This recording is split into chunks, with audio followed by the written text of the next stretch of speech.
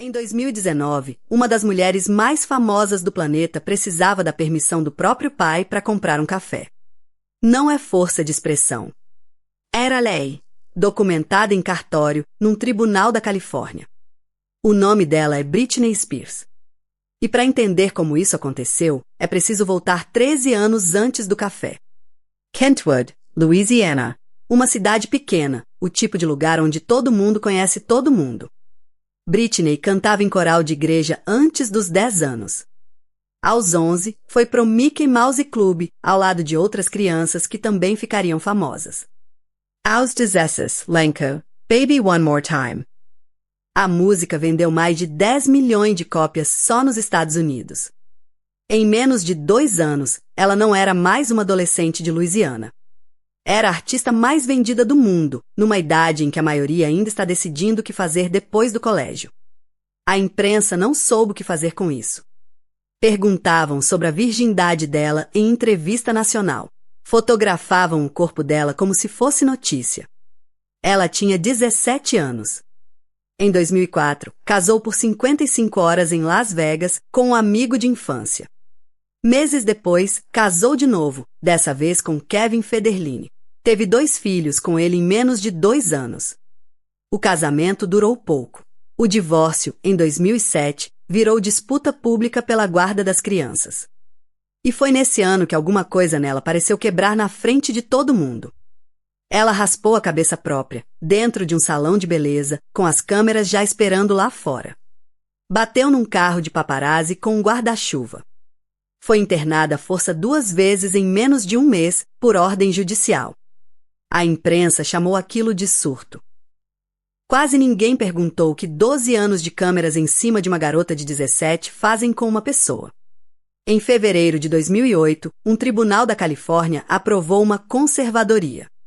Na prática, o pai dela, James Spears, passou a ter controle legal sobre as finanças dela e, por um tempo, também sobre decisões pessoais. A justificativa era proteção, uma emergência temporária.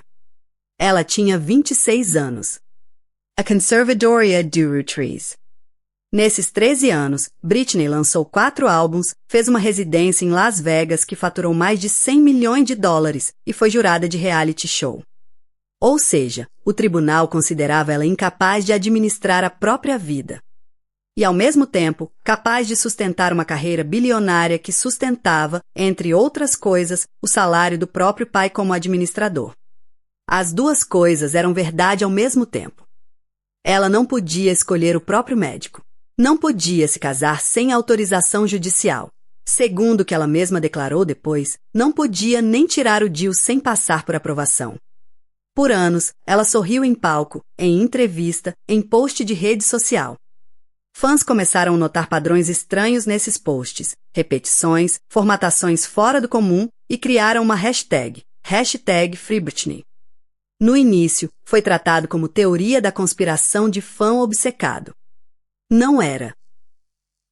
Em junho de 2021, Britney falou direto com o juiz, pela primeira vez em 13 anos, sem passar por advogado indicado por outra pessoa. Disse que a conservadoria era abusiva, que ela queria o próprio corpo de volta. O depoimento durou cerca de 20 minutos e foi transmitido ao vivo para um público que, até então, só conhecia a versão sorridente dela. Em novembro de 2021, a conservadoria acabou. Aos 39 anos, Britney Spears voltou a ser, legalmente, dona da própria vida. Ela comprou a própria casa.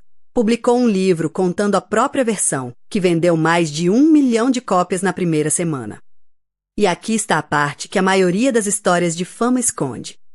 O mundo inteiro assistiu ela quebrar, em tempo real, por mais de uma década, e a resposta coletiva, durante a maior parte desse tempo, foi meme, piada, capa de revista.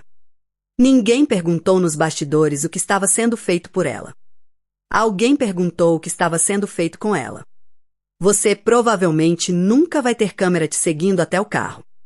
Mas já viveu a versão pequena disso. Um momento difícil, público demais, em que todo mundo ao redor parecia mais interessado em comentar do que em ajudar. A diferença entre você e ela não é o tamanho da dor.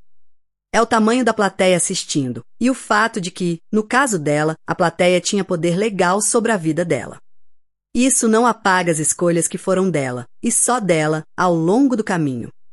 Mas explica por que, por 13 anos, ela sorriu em palco enquanto pedia, nos bastidores, para ter o direito básico de escolher. Hoje ela é livre para tomar as próprias decisões, boas ou ruins, como qualquer adulto tem direito de tomar. Depois de 13 anos em que esse direito simples foi a única coisa que faltou. Talvez a pergunta não seja como uma pessoa aguenta 13 anos sem controlar a própria vida.